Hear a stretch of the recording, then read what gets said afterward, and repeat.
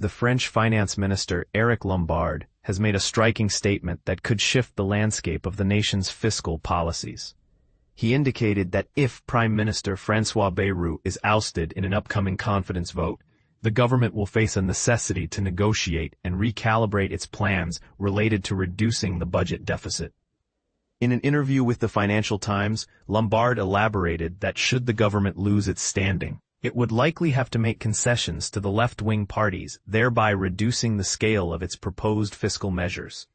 This means that the government may have to reevaluate its budgetary strategies if things go south for Bayrou. Despite the looming threat of a no-confidence vote, with opposition parties openly stating their intention to vote him out on Monday, Lombard expressed optimism about Bayrou's chances of remaining in power. He maintained that either Bayrou or a possible successor could effectively pass the necessary budgetary allocations before the year-end deadline, countering fears of an imminent crisis in France's debt situation. He famously reassured, "We will take care of the deficits." In the backdrop of this political turmoil, Bayrou is launching into a final series of negotiations with party leaders days ahead of the anticipated confidence vote. This high-stakes meeting comes in the wake of his controversial austerity and debt reduction plans that have drawn significant backlash. The Prime Minister, a centrist and a longtime ally of President Emmanuel Macron, characterized the situation as critical, asserting that the very fate of France rests on the upcoming vote. Yet opposition figures have expressed a cynical view on Bayrou's prospects, arguing that his efforts to rally support for his €44 billion, approximately £38 billion budgetary cuts, which include contentious measures like eliminating 2 public holidays and freezing welfare spending, are futile.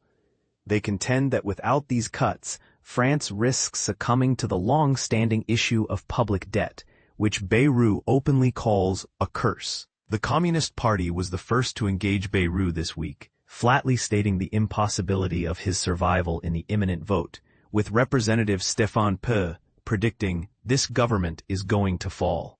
Marine Le Pen, leading the far-right national rally, conveyed a similar sentiment after meeting with Bayrou, stating bluntly that there had been no miracle in terms of garnering support, calling his approach in denial and irresponsible. The National Rally's president, Jordan Bardella, went so far as to label the current administration a sinking ship.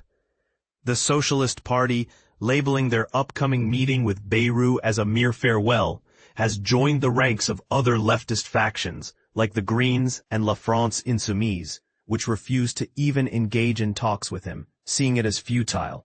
In a seemingly contrasting view, Yael Braun-Pivet, a significant figure within Macron's centrist group, suggested on France Inter Radio this week that perhaps there should have been more engagement with opposition parties over the summer. She even urged Bayrou to reconsider the scrapping of the bank holidays, yet reaffirmed her belief in his capability as a leader, proposing that should the government collapse, there ought to be cross-party discussions aimed at forming a consensus regarding the 2026 budget. What happens next in the political narrative remains uncertain. There is speculation that Macron could appoint a new prime minister. Yet it's plausible that this new leader would encounter similar budgetary disputes. Macron has made it clear that he is against the idea of calling for another snap election in this tumultuous climate. Since the inconclusive snap election Macron initiated last June, which left the parliament divided with no clear majority, political stagnation has ensued. The assembly now consists of 3 factions without an absolute majority. A left-wing coalition that holds the most seats but lacks full control, Macron's centrist party that has seen some decline, and the National Rally, which has gained some ground but remains at odds due to tactical voting from both the left and center.